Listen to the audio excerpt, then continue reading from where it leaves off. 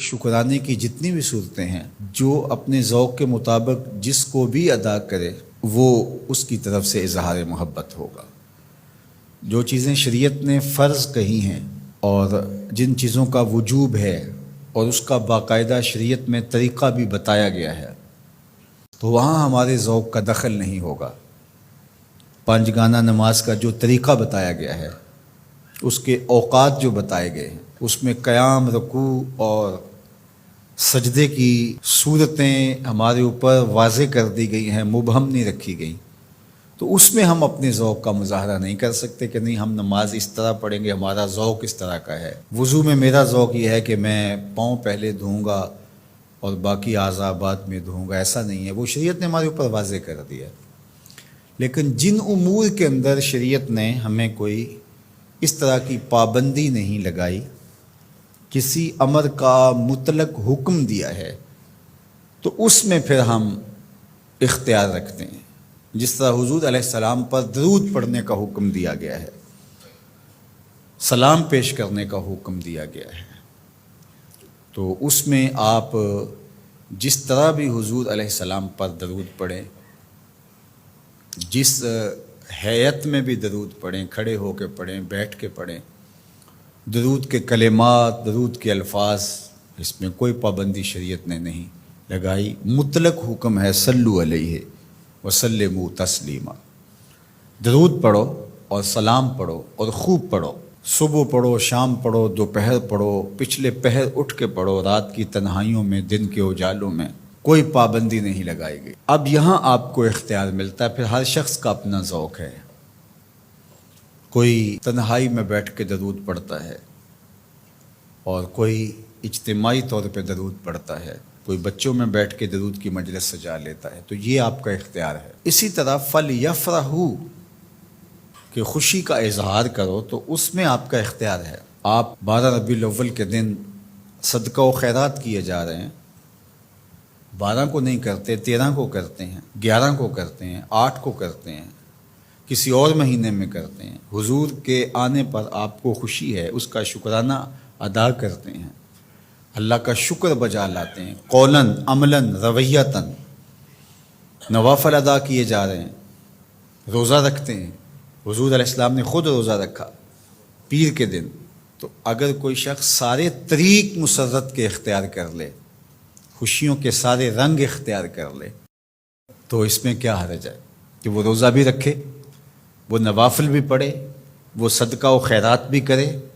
وہ مٹھائیاں بھی بانٹے، چہرے پر بشاشت کا، فرحت کا، انبساط و کیف و سرور کا اظہار بھی ہو، لبوں پر اللہ کی تقدیس کے ترانے بھی ہوں، محبوب کی نعتیں بھی ہوں، اور ذکر مصطفیٰ کا نور ماحول میں پھیل جائے، اور وہ اللہ کا شکر بجا لا رہا ہو اور اس کا رواں رواں بول رہا ہو کہ مجھے حضور کے آنے پہ مسرت ہے، خوشی ہے، تو یہ سارے طریق بھی اختیار کیے جا سکتے۔ ہر شخص کی اپنی کیفیت ہے۔ میں نے کہا اس پہ خام خواہ اتنی ضد بھی نہیں کرنی چاہیے کہ جو میرا ذوق ہے ہر شخص کو ذوق کے مطابق ہی آنا پڑے گا، یہ نہیں ہے۔ جس کا جو ذوق ہے اس ذوق میں وہ اپنی محبت کا اظہار کر سکتا ہے، چونکہ اس میں کشادگی دی گئی ہے، اس میں فرحت کے اظہار کا مختلف انداز ہو سکتا ہے، اور ماضی کے اندر بھی ایسا ہوتا رہا ہے، مختلف بزرگوں نے مختلف طریقے اختیار کیے۔ یہ جو محفل میلاد کا انداز ہے، یہ فرحت کا اظہار بھی ہے اور تبلیغ کا ذریعہ بھی ہے۔ علماء نے اس کو اس لیے زیادہ تر اختیار کیا کہ اس سے ساری چیزیں تقریباً اس میں جمع ہو رہی ہوتی ہیں۔ آپ مسجد میں نماز پڑھتے ہیں، پھر شکرانے کے نوافل ادا کرتے ہیں، حضور کا ذکر ہوتا ہے، حضور علیہ السلام کے معجزات کا بیان ہوتا ہے، حضور کے حسن کے تذکرے ہوتے ہیں، حضور کے فضائل، حضور کی سیرت، حضور علیہ السلام کے خصائل